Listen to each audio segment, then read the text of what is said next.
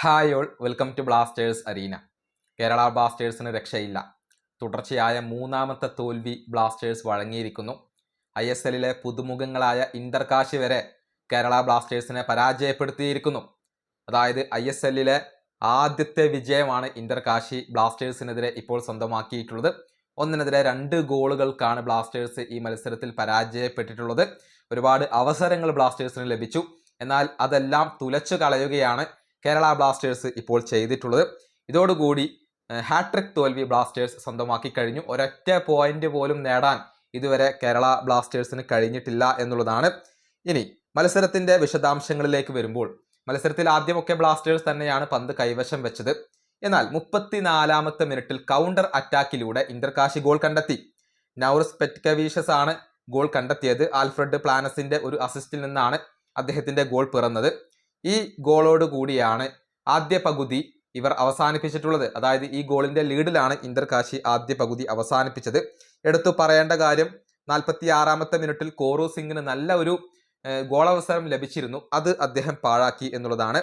പിന്നീട് രണ്ടാം പകുതിയുടെ തുടക്കത്തിൽ തന്നെ ബ്ലാസ്റ്റേഴ്സിന് ഒരുപാട് ഗോളവസരങ്ങൾ ലഭിച്ചു. എബിൻ ദാസിന് മികച്ച ഒരു ഗോളവസരം ലഭിച്ചു, അത് അദ്ദേഹം പാഴാക്കി. പിന്നീട് വിക്ടർ ബെർത്തോമോന് ഒരു ഗോളവസരം ലഭിച്ചു, അതും അദ്ദേഹം പാഴാക്കി. അത് 49-ാമത്തെ മിനിറ്റിലായിരുന്നു. അതുപോലെ തന്നെ 67-ാമത്തെ മിനിറ്റിൽ അജ്സലിന്റെ ഒരു ഹെഡർ ഉണ്ടായിരുന്നു. അത് ഇന്റർകാശിയുടെ ഗോൾ കീപ്പറായ ടെരേസ് സേവ് ചെയ്തു എന്നുള്ളതാണ്. ഇനി എടുത്തു പറയേണ്ട മറ്റൊരു കാര്യം, ഇന്റർകാശിയുടെ ഗോൾ വന്ന വഴിയാണ്. 79-ാമത്തെ മിനിറ്റിൽ മറ്റൊരു കൗണ്ടർ അറ്റാക്കിലൂടെ ഇന്റർകാശി ലീഡ് വർദ്ധിപ്പിച്ചു. ആൽഫ്രഡ് ആണ് ഗോൾ കണ്ടെത്തിയത്, പെറ്റ്കവീഷ്യസ് ആണ് അതിന് അസിസ്റ്റ് നൽകിയത്. ഇതോടുകൂടി ബ്ലാസ്റ്റേഴ്സിന്റെ എല്ലാ സാധ്യതകളും അവസാനിച്ചു. എന്നാൽ 85-ാമത്തെ മിനിറ്റിൽ ബ്ലാസ്റ്റേഴ്സിന്റെ ഈ സീസണിലെ ആദ്യത്തെ ഗോൾ പിറന്നു. എബിൻ ദാസിന്റെ ഫ്രീ കിക്ക് വരുന്നു, അത് വിക്ടർ ബെർത്തോമു ഗോളാക്കി മാറ്റുകയായിരുന്നു. പക്ഷേ സമനില പിടിച്ചെടുക്കാൻ അത് മതിയാകുമായിരുന്നില്ല.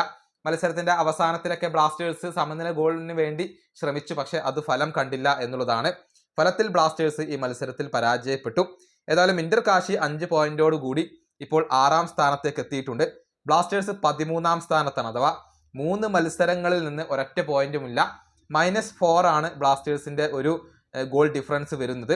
-6 ഉള്ള ഡൽഹിയാണ് 14ാം സ്ഥാനത്ത്. റെലഗേഷൻ സോണിന്റെ തൊട്ട് മുകളിലാണ് ഇപ്പോൾ കേരള ബ്ലാസ്റ്റേഴ്സ് ഉള്ളത്.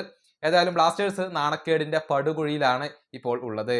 ഈ വീഡിയോ അവസാനിപ്പിക്കുന്നു. അടുത്തൊരു വീണ്ടും കാണാം.